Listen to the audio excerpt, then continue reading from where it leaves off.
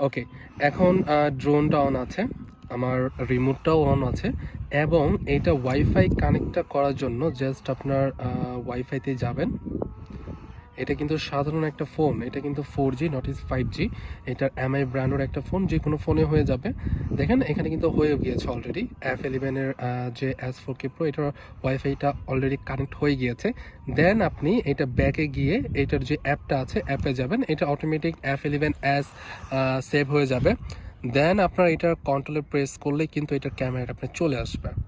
আর এখানে আপনার মেমোরির একটা সিস্টেমও দেওয়া আছে, আপনার মেমোরি এখানে স্টোরেজে মেমোরি দিতে পারবেন এবং মেমোরিতে কিন্তু র ভিডিওটা পাবেন। ড্রোনের গিম্বলটা কিন্তু খুবই দারুণ, 2 axis গিম্বল হওয়ার সত্ত্বেও এটার পারফরমেন্স কিন্তু খুবই দুর্দান্ত, যেটার ভিডিওটা আমি দেখিয়ে দিব।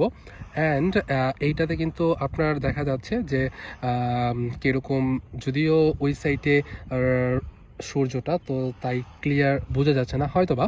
সো এখন ক্যালিব্রেশনটা কিভাবে করতে হবে এবং জাইরোস্কোপটা কিভাবে চালু করতে হবে, দেন ক্যালিব্রেশনটার জন্য জাস্ট 2টা জয়স্টিক উপরের দিকে দিবেন, আপনার কিন্তু ক্যালিব্রেশনটা চালু হয়ে গিয়েছে।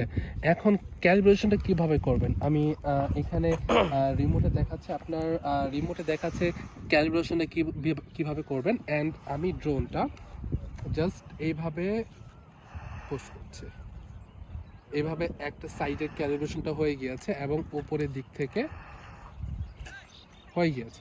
দেন ড্রোনটা রাখবেন, অ্যান্ড জাইরোস্কোপটা করার জন্য জাস্ট 2টা জয়স্টিক সেম এইভাবে করতে হবে। যেন আপনার জাইরোস্কোপের এটা হয়ে গিয়েছে। অ্যান্ড ড্রোনটা কিন্তু টোটালি ফ্লাই টু রেডি হওয়ার জন্য আপনার হয়ে গিয়েছে, এখন রেডি টু ফ্লাই চলে আসছে। এখন জাস্ট 2টা জয়স্টিক আপনার এইভাবে করলে কিন্তু আপনার ড্রোনটা চালু হয়ে যাবে।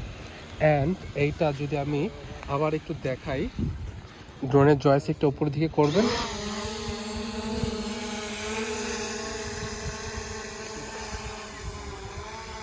ওকে, আই থিঙ্ক এখানে সব কিছু বুঝে গিয়েছেন। এটা আপনার স্পোর্টস মোডের জন্য, এইটা আপনার ক্যামেরা ফাস্টিং স্পিড কন্ট্রোলের জন্য, এবং এটা 1K রিটার্ন হোমের জন্য, এবং এটা দিয়ে আপনি ভিডিও প্লাস এইটা দিয়ে ছবি, এটা দিয়ে জুম, এবং এটা দিয়ে আপনি ক্যামেরা রোটেট করতে পারবেন।